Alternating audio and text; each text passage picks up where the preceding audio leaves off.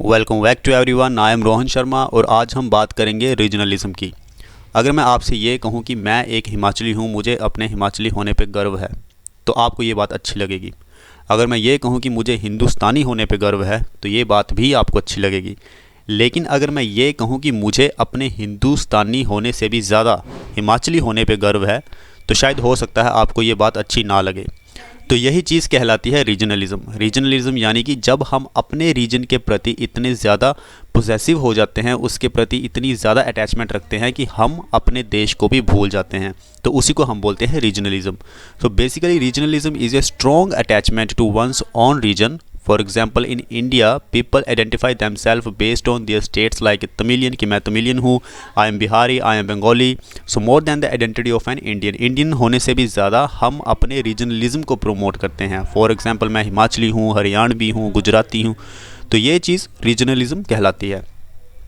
अब इसके हम पॉजिटिव साइड की बात करते हैं कि पॉजिटिव सेंस में जो रीजनलिज्म है वो कैसे अच्छा है। देखो, पॉजिटिव सेंस में ऑफ कोर्स जो रीजनलिज्म है वो कल्चर को प्रमोट करता है, कल्चर को प्रोटेक्ट करता है, भाईचारे को बढ़ावा देता है, एकता की भावना को प्रकट करता है, पर्टिकुलर रीजन के इंटरेस्ट की बात करता है, उसके वेलफेयर की बात करता है, उसकी डेवलपमेंट के बारे में बात करता है। तो पॉजिटिव साइड में जो रीजनलिज्म है वो काफ़ी बेहतर है, अच्छा है। लेकिन इसके कुछ नेगेटिव एस्पेक्ट भी है, उसके बारे में भी हम जानेंगे। नेगेटिव चीज़ ये है कि जब हम एक्सेसिव अटैचमेंट रख लेते हैं अपने ही एरिया के प्रति, तो ये एक ग्रेट थ्रेट बन जाता है देश की यूनिटी के लिए और उसकी एकता, उसकी इंटीग्रिटी के लिए। तो for example in the Indian context generally the term regionalism has been used in the negative sense. अगर हम इंडियन के बारे में बात करेंगे तो इंडिया में हम रीजनलिज्म को हमेशा नेगेटिव सेंस में देखते हैं, क्योंकि हमारे भारत में डाइवर्सिटी है, काफ़ी सारी एथनिसिटी है, रेसिस हैं, कास्टिस हैं। तो रीजनलिज्म बढ़ेगा तो देश के टूटने का खतरा बना रहेगा। तो इसलिए हम हमेशा रीजनलिज्म को भारत के कॉन्टेक्स्ट में नेगेटिव सेंस में ही देखते हैं। अब हम जानते हैं कि रीजनलिज्म की हिस्ट्री क्या है। तो हिस्ट्री ऑफ ए रीजनलिज्म हमें देखने को मिलती थी 1940s में, जो द्रविड़ा मूवमेंट हुआ था, जिसे हम नॉन ब्राह्मण मूवमेंट भी कहते हैं, ठीक है। वो आज प्रेजेंट डे का तमिलनाडु है। तो ये मूवमेंट हुआ था जिसने सेपरेशन की डिमांड की थी। इस मूवमेंट ने डिमांड की थी तमिल स्टेट की, इंडिपेंडेंट तमिल स्टेट की, और सेपरेट होने की बात की थी। अब हम बात करेंगे कि रीजनलिज्म के या रीजनल मूवमेंट्स के टाइप्स कितने होते हैं। तो सबसे पहले होता है secessionism। secessionism is a form of A regionalism that involves militant and fundamentalist groups advocating A separation from India, जो कि भारत से अलग होने की बात करते हैं on the basis of A ethnicity.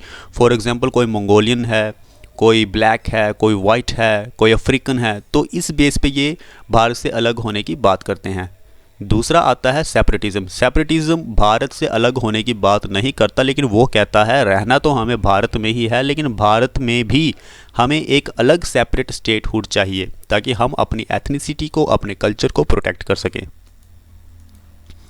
उसके बाद आता है demand for regional autonomy with in the state. देखो, अब स्टेट फॉर एग्जांपल नागालैंड है, नागालैंड एक स्टेट है, ठीक है। नागालैंड में भी कुछ एथनिसिटीज इतनी अलग होंगी, जिनका कल्चर इतना अलग होगा कि वो बोलेंगे कि हमें नागालैंड में भी एक रीजनल ऑटोनॉमी चाहिए विद इन द स्टेट, ताकि हम अपने कल्चर को प्रोटेक्ट कर सकें।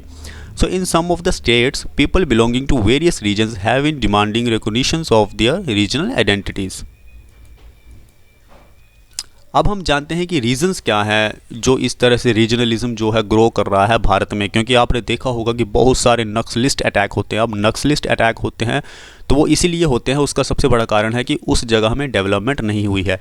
तो पहला जो कारण है रीजनलिज्म का वो है हिस्टोरिकल एंड ज्योग्राफिकल आइसोलेशन। अब कंट्री का कुछ हिस्सा डेवलप हो जाता है अच्छी तरह से, लेकिन कुछ हिस्सा है अच्छी तरह से डेवलप नहीं होता, जिससे कि यूथ में एक अलगाव की भावना आती है, सेपरेट होने की भावना आती है, जो कि देश के लिए खतरा है। तो हिस्टोरिकल और ज्योग्राफिकल आइसोलेशन जब होता है तो वो भी रीजनलिज्म को बढ़ावा देता है। उसके बाद आता है लोपसाइडेड डेवलपमेंट, जैसे कि अगर किसी एक जगह की डेवलपमेंट अच्छे से ना हुई हो तब भी रीजनलिज्म इंक्रीज होता है कि हमारी डेवलपमेंट नहीं हुई है। Continuous neglect of a region, किसी रीजन को सरकार ने पूरी तरह से डेवलपमेंट के लिए नेगलेक्ट कर दिया हो तब भी रीजनलिज्म हमें देखने को मिलता है। अब हम बात करते हैं इंटरनल कॉलोनियलिज्म। देखो, फॉर एग्जांपल नागालैंड है, नागालैंड में काफ़ी रिच नेचुरल रिसोर्सेज हैं, ठीक है। अब उन रिच नेचुरल रिसोर्सेज के होने के बावजूद भी नागालैंड की डेवलपमेंट नहीं हुई है, जबकि देश के बाकी राज्यों की डेवलपमेंट हो गई है। तो इससे क्या होता है, जिस जगह में ज़्यादा नेचुरल रिसोर्सेज है उसी जगह में इकोनॉमिकली अंडर डेवलपमेंट हो जाता है, यानी कि तरक्की नहीं होती है। तो इसकी वजह से भी हमें रीजनलिज्म देखने को मिलता है। उसके बाद आता है एक्सप्रेशन ऑफ एथनिसिटी। अब एथनिसिटी यानी कि कोई मंगोलियन है, कोई अफ्रीकन है, कोई यूरोपियन है, तो इस बेस पे भी अलग देश की डिमांड की जाती है, सेपरेट होने की डिमांड की जाती है। तो ये भी एक बहुत बड़ा कारण है जो कि रीजनलिज्म को सपोर्ट करता है। अब हम जानते हैं कि रीजनलिज्म को हम कैसे स्टॉप कर सकते हैं, कैसे रोक सकते हैं। सबसे पहले सबसे बड़ा टर्म जो हम बचपन से सुनते आ रहे हैं, यूनिटी इन डाइवर्सिटी, हमें हमेशा इसे प्रोटेक्ट करके रखना है।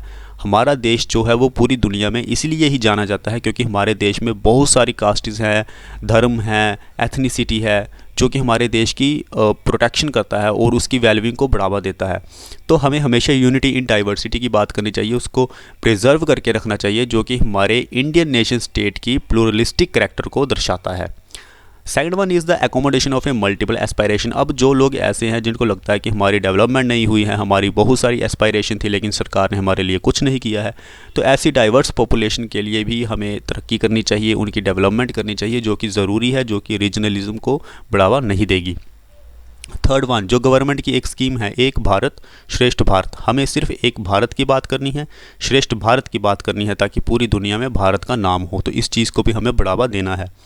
तो यही है रीजनलिज्म, और वे फॉरवर्ड है कि हम रीजनलिज्म को कैसे कम कर सकते हैं जिससे कि हमारा देश है उसका नाम पूरी दुनिया में आगे आए।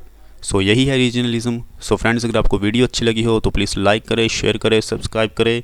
Thank you very much.